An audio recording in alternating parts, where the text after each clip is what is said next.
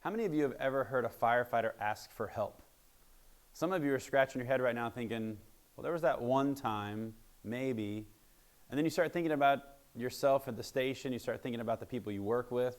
And a lot of times we don't ask for help. We're firefighters. It doesn't matter your gender, it doesn't matter your background, your ethnicity, it doesn't matter your religious beliefs. We just like to do it ourselves. Unfortunately, that gets us in trouble. I have a friend named Pat Kenny. He's a chief in Illinois, and he calls it the cape syndrome. He talks about the fact that when you become a firefighter, you get that cape, the imaginary one that nobody sees, and you're just supposed to take care of all your issues. Well, the title of this class is Help, This Job is Killing Me. What we need is some people to realize that this job is actually making it difficult for them to continue on. And we're seeing firefighters take their lives. We're seeing firefighters suffer from PTSD. We're seeing firefighters suffer from different types of trauma, emotional, spiritual, mental, and physical, obviously, as well. We've trained our firefighters to call out for Mayday early on a fire scene. And at the fire ground, we've gotten pretty good. We're not great, but we've gotten pretty good about calling out early so the RIT or RIC or whatever you want to call it, depending on where you're from, gets activated and comes in and saves you. And we have training drills on it. And we have drills on how to save ourselves out of a building, a Phoenix drill, a Denver drill, and all these different things that we're doing to prepare ourselves. There are classes at FDIC about these specific things on the fire ground.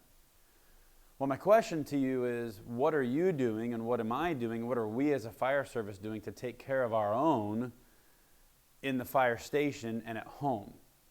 You see, a lot of people say, well, this fire service has become so difficult because of all this, the calls that we run, the difficult scenes that we have, the critical incidents that we face. We have CISM, we have chaplaincy, we have EAP, we have counselors, we have outside clergy and pastors that come in, we have professional clinicians. All of these things are great. Our unions are working together with our administration. Volunteer departments are becoming more active. There's grants out there for this stuff. And there's lots of pieces. My goal, where I work at Palm Beach County Fire Rescue, and where I work and volunteer with the Federation of Fire Chaplains, is to take all those pieces and make them one big component to offer to our people. We're working on that here at our department. Some people call it a behavioral health program. My friend Matt Olson in Illinois calls it a mental wellness program, emotional wellness. Either way, whatever you call it, it doesn't really matter. What matters is that we've got to get help to our people. And the goal of this class is multiple. One is for each of us to figure out where we're at, to figure out if we have something that needs to be dealt with. Another issue that comes up is helping to figure out the people you work with if they need help. And then a third step is to look at all the people around you and see, how can I help them? What can I offer them? One of the things I found is that there's a lot of firefighters who want to help their brothers and sisters. We want to. It's part of our nature. It's part of our culture.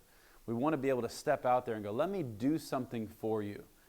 The problem is we're afraid to ask. Because if you ask, well, somebody might say something or answer something that you go, oh, that's way above my skill or knowledge or ability to be able to handle that. I don't even know what's going to come out of that person's mouth, and I definitely don't know how to answer it.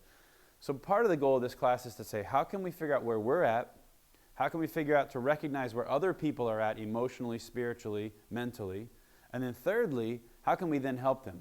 How do we get them to a next step? Part of this class is just to teach people to go, hey, if nothing else, notice the signs and symptoms of behavioral issues in your firefighters, the ones you work with, the ones you work for, and the ones who work for you. And then figure out a way to get them help. It might be that help is getting them to the EAP. It might be that it's just getting them to a local church with you if you go to church and you're a religious person. It might be that you just sit down and talk with them. It might be finding someone just to sit and listen with them professionally. Whatever it is, we need to help our fellow firefighters.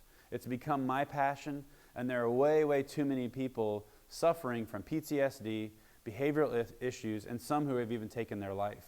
We have to stop this trend. The title of the class is Help, This Job is Killing Me. We'd love to see you there at FDIC 2016. My name's Jeremy Hurd. Love to see you there. Come join the class. Thank you.